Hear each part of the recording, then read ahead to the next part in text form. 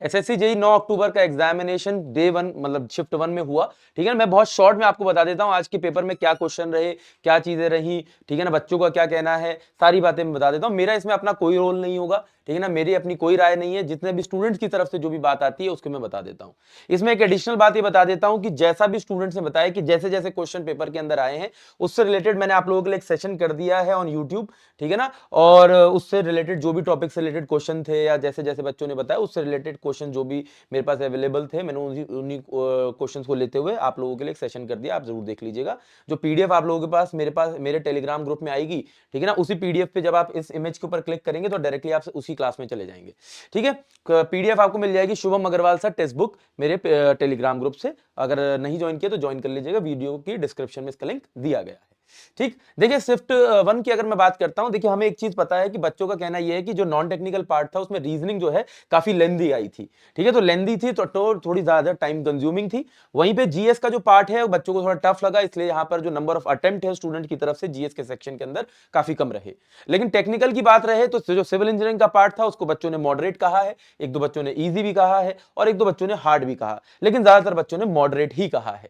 अब इसके अंदर अगर मैं बात करता हूं तो रीजनिंग के अंदर मिरर इमेज के 3 क्वेश्चन, एम्बेडेड फिगर के 4 क्वेश्चन, नंबर ऑफ सीरीज के 6 क्वेश्चन, कोडिंग डिकोडिंग के 13 क्वेश्चन, सिलोजिज्म के 2 क्वेश्चन, ब्लड रिलेशन के 2, एनालॉजी के 3, डायरेक्शन से 2, सीटिंग अरेंजमेंट से 2, डिक्शनरी से 4, मीनिंगफुल ऑर्डर से 4 और बॉड मास बेस 3 क्वेश्चन लगभग रहे हैं। ऐसा स्टूडेंट्स का कहना है कि भाई रीजनिंग से सर यहां से ऐसे ऐसे क्वेश्चन आए थे। तो अगर आप 10 तारीख को या 11 तारीख को पेपर देने जा रहे हैं, ठीक है, तो इस पर्टिकुलर पॉइंट ऑफ व्यू से आप अपने आप को थोड़ा सा रीजनिंग के पॉइंट ऑफ व्यू से रेडी कर सकते हैं, और रीजनिंग का रिव्यू जो है वो है थोड़ा सा लेंदिंग टाइम कंज्यूमिंग पेपर में पूछी जा रही है।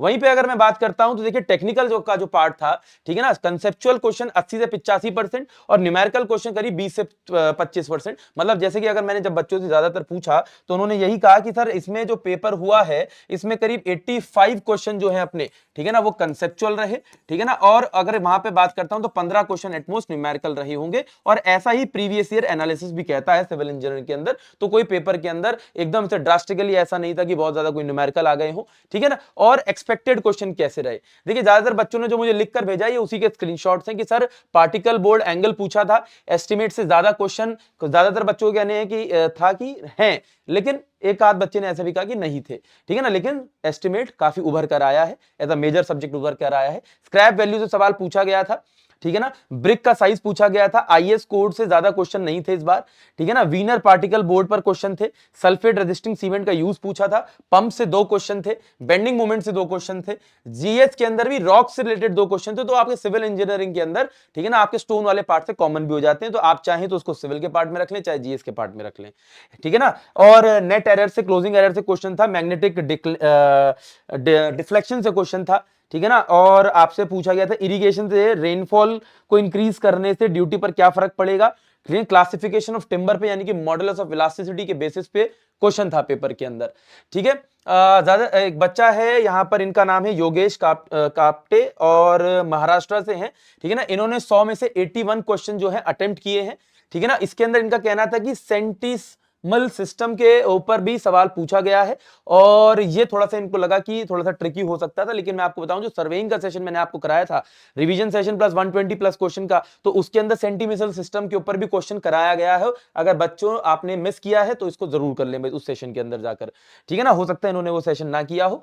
इनका कहना यह है कि सिविल इंजीनियर कैप्सूल और रिवीजन सेशन जो हमने किए हैं, ठीक है ना, उसमें से इनके 80% क्वेश्चन उसी में से लगे हैं, ठीक है। उसके बाद ये कहते हैं कि इन्होंने रीजनिंग के अंदर देखिए वही 50 में से 44 अटेम्प्ट किए, सिविल में 100 में से 81, और जीएस का सेक्शन वही देखिए कि थोड़ा टफ माना गया है और 50 में से 27 ही अटेम्प्ट किए हैं। एक दो बच्चों से और भी बात हुई कि इन्होंने 19 बोला, किसी ने 22 बोला, किसी ने 25 बोला, इससे ऊपर ज्यादातर बच्चों ने नहीं बोला है, ठीक है ना। वहीं पर अगर मैं आ जाता हूं तो हाँ, रीजनिंग में भी सौरभ सर की क्लास से इनको बेनिफिट मिला है भाई। हाँ देखिए, अगर मैं सब्जेक्ट वाइज आ जाता हूं कि कहां कहां से कैसा चेंज देखने को मिला, ये देखिए प्रीवियस ईयर एनालिसिस है, और 2023 में एग्जैक्टली अभी हमें नहीं पता है कि किस पर्टिकुलर सब्जेक्ट से कितने क्वेश्चन थे, लेकिन ज्यादातर बच्चों ने ऐसा कहा है कि देखिए बिल्डिंग मटेरियल से कंपैरेटिवली आज के सेशन के अंदर, आज के पेपर के अंदर कम क्वेश्चन देखने को मिले।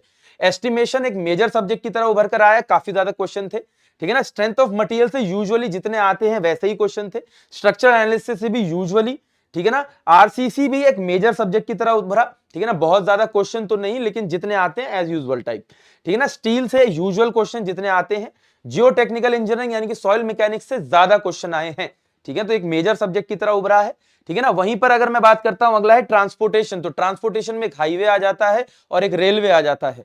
तो हाईवे से तो एज यूजुअल टाइप का एनालिसिस रहा है पेपर का, लेकिन रेलवे में से हम एक्सपेक्ट करते हैं कि एसएससी के अंदर एक सवाल आ जाएगा, दो सवाल आ जाएगा, लेकिन बच्चों का कहना है इस बार रेलवे से काफी सवाल थे पेपर के अंदर, 3-4 सवाल रेलवे के ही कम से कम देखने को मिले हैं।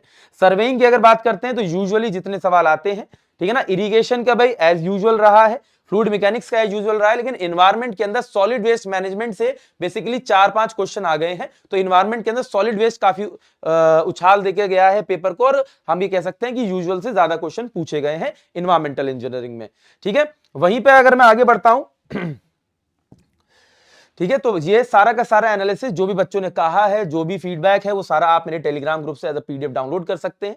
देखिए इसके अंदर एस्टिमेट के 9 से 10 क्वेश्चन, सॉइल के 9 से 10 और रेलवेज में कंपैरेटिवली ज्यादा क्वेश्चन आए, ऐसा काफी सारे स्टूडेंट्स का कहना है, ठीक है ना। वहीं पे क्वेश्चन जो है, देखिए न्यूमेरिकल जो है ग्रेड कॉम्पनसेशन पे से आया था हाईवे में, मोमेंट ऑफ रेजिस्टेंस, ठीक है ना, एमयू लिमिटिंग निकालने के लिए क्वेश्चन आया था M20 ग्रेड और FE 415 रखकर, ठीक है ना। इंक्लूडेड एंगल के ऊपर न्यूमेरिकल था, ठीक है ना। एक न्यूमेरिकल आपका कैंटिलीवर बीम थी, उसके ऊपर आप उनका कहना था कि भाई पॉइंट लोड लगाया गया है, शियर फोर्स और बेंडिंग मोमेंट निकाल के देना था, ठीक है ना। लेंथ ऑफ हुक निकालने के लिए स्क्रैप वैल्यू पे क्वेश्चन था, टिम्बर के ग्रेड पे क्वेश्चन था, पिटॉट ट्यूब पे, कांस्टेंट हेड परमेबिलिटी टेस्ट किस सॉइल के लिए इस्तेमाल होता है, ठीक है ना। नेट एरर के ऊपर क्वेश्चन, ट्यूब थ्योडोलाइट प्रॉब्लम के ऊपर क्वेश्चन था, थ्योडोलाइट की लीस्ट काउंट पूछी गई थी, सरफेस टेंशन निकालने के लिए न्यूमेरिकल था। और इन्हीं सारे टॉपिक्स पे मैंने आप लोगों को एक सेशन, जैसे कि मैंने इस वीडियो की शुरुआत में ही बताया कि मैंने करवाया, उसको जरूर देख लीजिएगा, ठीक है ना। और लेंथ ऑफ सबकॉर्ड बतानी थी एक कर्व के अंदर, कैंटिलीवर बीम के लिए स्पैन बाय डेप्थ का रेशियो बताना था, आरसीसी का सवाल हो गया, ठीक है ना। पेन कोफिशिएंट के ऊपर क्वेश्चन था, कंटूर के ऊपर क्वेश्चन था कि भाई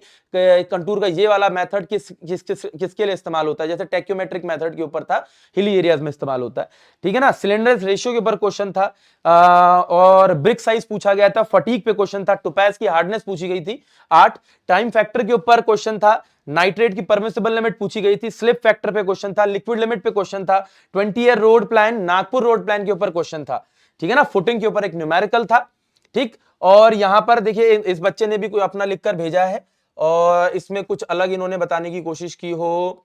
मैनोमीटर की लिमिटेशन के ऊपर क्वेश्चन था, ड्यूटी और रेनफॉल के बीच में रिलेशन पूछा गया था, और ठीक है, इसके अलावा IP liquid limit, municipal rubbish के ऊपर क्वेश्चन था, हमने रबिश सलेज ये सब क्लास में पढ़ा था। इसके अलावा इनका कहना है सरफेस टेंशन पे न्यूमेरिकल था, कोई दिक्कत नहीं है।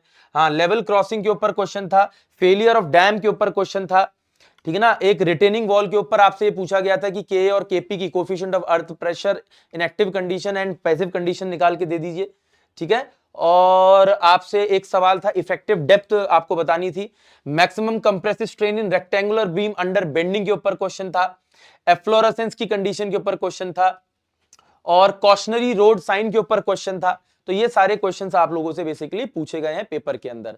देखिए अब आप आखिरी दिन में पेपर के हैं बिल्कुल, ठीक है ना। जनरली हमारा ऑब्जेक्टिव रहता है कि हम पढ़ेंगे, प्रैक्टिस करेंगे, रिवाइज करेंगे, लेकिन अभी के लिए मुझे नहीं लगता कि आपको अब अपडेशन या फिर प्रैक्टिस करनी है, क्योंकि अब आपका कल पेपर है, बहुत ज्यादा परसों है। तो जितना रिवीजन कर सकते हैं सिर्फ रिवीजन के ऊपर इस समय फोकस करें, ठीक है ना। इसके अलावा अभी ज्यादा अपना समय आप अगर नई चीजों को पढ़ने में, अपडेट करने में लगाएंगे तो it will be a blunder for you, ठीक है। तो ये एक मेरी राय आप लोगों के लिए रहेगी। साथ के साथ जिन्होंने सीबीटी 1 का पेपर दे दिया उनके लिए सीबीटी 2 का, ठीक है ना, बूस्टर बैच लॉन्च कर दिया गया है टेक्स्ट बुक पर। तो आप टेक्स्ट बुक की एप्लीकेशन को डाउनलोड कर लें, उसके अंदर जाकर आप क्या कर सकते हैं, एसएससी जेई के पॉइंट ऑफ व्यू से 20 तारीख को, ठीक है ना, 20 अक्टूबर से आप लोगों की सीबीटी 2 की क्लासेस शुरू हो रही हैं। जो बच्चे एनरोल करना चाहें एनरोल कर सकते हैं, टेक्स्ट बुक की एप्लीकेशन में जाना है और एप्लीकेशन में जाकर आप क्या कर सकते हैं, एनरोल कर सकते हैं। सबसे इंपॉर्टेंट बात यह है कि यह बुक भी आप लोगों को उसके साथ मिल जाएगी, ठीक है ना। इसमें कुछ नहीं है, जैसे कि टेक्स्ट बुक की अगर मैं बात करता हूं, वेबसाइट आपको खुलनी है, सिंपल एज दैट, ठीक है ना। जैसे जनरली आप क्या कर सकते हैं, यहां पर टेक्स्ट बुक लिख सकते हैं, ठीक है ना। किसके अंदर भाई, ये टेक्स्ट बुक लिखा, यस टेक्स्ट बुक, ठीक है ना, टेक्स्ट बुक लिखा भाई, और ये आपकी टेक्स्ट बुक की वेबसाइट खुल जाएगी।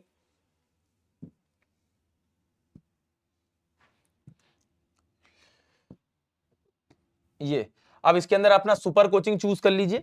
सुपर कोचिंग में जाएंगे तो एईजे एग्जाम दिखेगा, एईजे एग्जाम में जाएंगे तो सिविल सुपर कोचिंग में जा सकते हैं, ठीक है ना। और इसके अंदर देखिए आपको यहां पर एसएससी जेई सिविल, आप इस पे क्लिक करते हैं तो SSC JE civil selection booster live class जो है, ठीक है ना, आप इसमें जा सकते हैं। तो इसी के अंदर आपको हर सब्जेक्ट के ऊपर टॉपिक वाइज क्लास कराई जाएगी, ठीक है ना। हर टॉपिक के ऊपर जिस जिस तरीके के सवाल, देखिए इस बार पैटर्न चेंज हुआ है, पैटर्न चेंज होने के साथ बहुत बच्चों को अभी तक एग्जैक्टली आइडिया नहीं है किस किस तरीके के न्यूमेरिकल और किस किस तरीके के सवाल पूछे जा सकते हैं, ठीक है ना। तो इस चीज के ऊपर फोकस करते हुए हमने एक स्पेशल बैच आप लोगों के लिए अलाइन कर दिया है।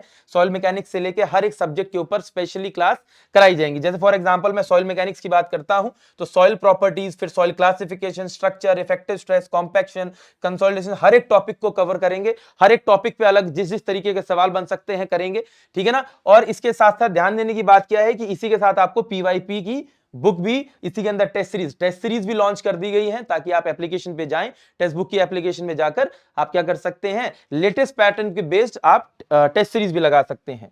सबसे इंपॉर्टेंट बात यह है, ठीक है ना, कि ये बुक काफी इंपॉर्टेंट बुक है सीबीटी 1 और सीबीटी 2 दोनों के पॉइंट ऑफ व्यू से, ठीक है ना। और अभी इस बच्चों ने इसको मतलब काफी ज्यादा प्यार किया है और बहुत मतलब अच्छी मानी जा रही है बुक, ठीक है ना। तो हमने बहुत कोशिश की और एक एरर फ्री बुक आप लोगों के लिए बनाई है, ठीक है। तो आपको कुछ नहीं करना है, ठीक है ना, आपको टेक्स्ट बुक की एप्लीकेशन डाउनलोड करनी है, उसमें से बुक लेना चाहे बुक ले लें और टेस्ट सीरीज लेना चाहे टेस्ट सीरीज ले लें, क्लास करना चाहे क्लास कर लें, तीनों चाहें तो तीनों कर सकते हैं, ठीक है ना। तो हमेशा याद रखिएगा, ठीक है ना, मुश्किलों से भाग जाना आसान होता है, ध्यान रखिएगा, मुश्किलों से भाग जाना आसान होता है, हर पहलू जिंदगी का इम्तिहान होता है। तो मैं कई सारे बच्चों को हमेशा बताता हूं कि यार ये करना है, बहुत सारे बच्चे फॉलो भी करते हैं, बहुत सारे कहते हैं कि हाँ बिल्कुल सही कह रहे हो, लेकिन कई बार सोचने में इतना ज्यादा समय लगा देते हैं कि सारा समय गुजर जाता है। तो कोशिश करें कि समय बर्बाद ना करें, क्योंकि मुश्किलों से भाग जाना आसान होता है, हर पहलू जिंदगी का इम्तिहान होता है, ध्यान रखेंगे, ठीक है। लेकिन डरने वालों को नहीं मिलता जिंदगी में, डरने वालों को कुछ नहीं मिलता जिंदगी में, लड़ने वालों को कदमों में जहां मिलता है, ठीक है। तो लड़िए अपनी जिंदगी के लिए, हमें आगे बढ़ने के लिए लड़ना पड़ेगा, कॉम्पीट करना पड़ेगा, ठीक है ना। और हम तब धीरे धीरे आगे जा पाएंगे, स्टेप बाय स्टेप जा पाएंगे, ठीक है ना। जब एग्जाम पास आ जाते हैं, कई बार सीबीटी 2 के अंदर ये पाया गया है कि जब एग्जैक्टली पेपर 15 दिन बचे होते हैं, 20 दिन बचे होते हैं, और तब हम फोकस करते हैं कि यार अरे मैं पढ़ लेता हूं, हो सकता है भाई मेरा नाम आ गया, रिजल्ट आ गया, तो इसमें गड़बड़ हो जाती है। तो अभी से हमें अपनी प्रिपरेशन को शुरू करना होगा और सीबीटी 2 की क्लासेस को कमेंस करना होगा, क्योंकि हमारे पास काफी लिमिटेड टाइम है, ठीक है। तो आपका क्या राय है सीबीटी 1 के पेपर के ऊपर, जो भी आप लोगों का एक्सपीरियंस रहा हो, कि अगर आप पेपर देकर आए हो तो आप कमेंट सेक्शन में बता सकते हैं नीचे। और सीबीटी 2 या सीबीटी 11 तारीख और 10 तारीख के पॉइंट ऑफ व्यू से अगर आपको और कोई नीडेड हेल्प है तो आप मुझे बता देंगे। सबसे इंपॉर्टेंट लास्ट पॉइंट ये बता देता हूं कि आप लोगों के लिए मैंने क्वेश्चंस के पीडीएफ, रिवीजन नोट्स के पीडीएफ, एज वेल एज आज की जो मैंने एक स्पेशल क्लास आप लोगों के लिए बनाई है, एक पेपर मिलता जुलता एसएससी जेई के पेपर से, उसका पीडीएफ भी टेलीग्राम ग्रुप में डाल दिया है, आप डाउनलोड करना चाहे वहां से डाउनलोड कर सकते हैं। सो टेक केयर, जय हिंद।